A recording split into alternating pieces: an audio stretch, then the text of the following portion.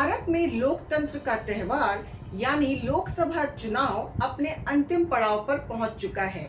6 phase की voting पूरी हो चुकी है। 1 जून को 7वें फेज की वोटिंग के साथ ही चुनाव संपन्न हो जाएंगे।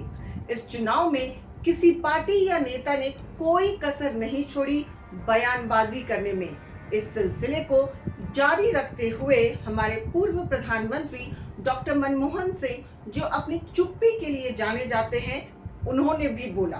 नमस्कार, मैं हूं रितिका यादव और आप देख रहे हैं कालखंड। देश में फिर एनडीए की सरकार बनेगी या फिर इंडी गठबंधन कोई कमाल करेगा, इस सवाल से पर्दा उठने में अब हफ्ते से भी कम बचा है। लेकिन आरोप प्रत्यारोपों का दौर अब भी कम नहीं हुआ है।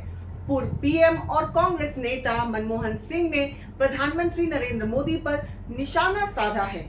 जी हां, आपने सही सुना, वही मनमोहन सिंह जो मौन व्रत धारण किए रहते थे जब यूपीए की सरकार थी और वो प्रधानमंत्री। चलिए आपको ये भी बताते हैं कि उन्होंने कहा क्या।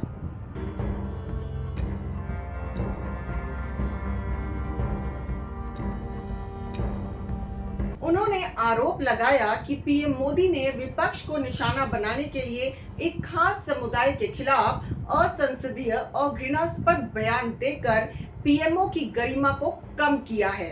पंजाब के लोगों को लिखे एक पत्र में मनमोहन सिंह ने कहा, उन्होंने कुछ गलत बयानों के लिए मुझे भी जिम्मेदार ठहराया है, जबकि मैंने अपने जीवन में कभी भी एक समुदाय को दूसरे समुदाय से अलग नहीं किया है। ऐसी गलत बयानी करना बीजेपी का एकमात्र कॉपीराइट है। पीएम मोदी के घृणास्पद बयान पूरी तरह विभाजनकारी प्रवृत्ति के हैं। मनमोहन सिंह ने कहा कि पिछले 10 सालों में मोदी सरकार ने पंजाब, पंजाबियों और पंजाबियत को बदनाम करने में कोई कसर नहीं छोड़ी है। उन्होंने आरोप लगाया कि पीएम मोदी की नीतियों ने पिछले 10 वर्षों में किसानों की कमाई को खत्म कर दिया है। इस वक्त देश भर में किसानों की राष्ट्रीय औसत दैनिक आय केवल 27 रुपए है, जबकि उन पर औसत कर्ज करीब 27,000 रुपए है।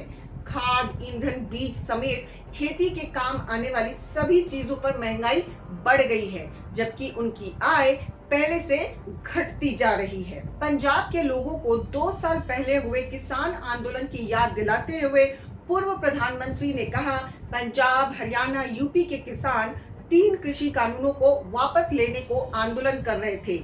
उनमें से 750 किसान दिल्ली बॉर्डर पर सरकार से बातचीत के बुलावे का इंतजार करते हुए मर गए। लेकिन सरकार ने न केवल उन पर लाठियां और रबड़ की गोलियां बरसाई, बल्कि उन्हें आंदोलन जीवी और परजीवी कहकर अपमानित भी किया। मनमोहन सिंह की यह टिप्पणियां पंजाब में 1 जून को होने वाले लोकसभा चुनाव से 2 दिन पहले आए हैं। राज्य के मतदाताओं को कांग्रेस की ओर मोड़ने के लिए उन्होंने मोदी की मुसलमानों वाली टिप्पणी का हवाला दिया है। पीएम मोदी ने यह टिप्पणी अप्रैल में राजस्थान में आयोजित एक रैली में की थी। उस जनसभा में पीएम मोदी ने कहा था, मनमोहन सिंह कहते थे कि देश के संसाधनों पर पहला हक मुसलमानों का है। अगर कांग्रेस सत्ता में आई तो देश की सारी संपत्ति उन लोगों में बांट देगी जिनके ज्यादा बच्चे हैं। सरकार में 10 साल तक देश के पीएम रहे मनमोहन सिंह मोदी सरकार की अग्निवीर योजना पर भी सवाल उठाए। मनमोहन सिंह ने कहा, बीजेपी सोचती है कि बहादुरी, देशभक्ति और सेवा का मूल्य केवल 4 साल होता है।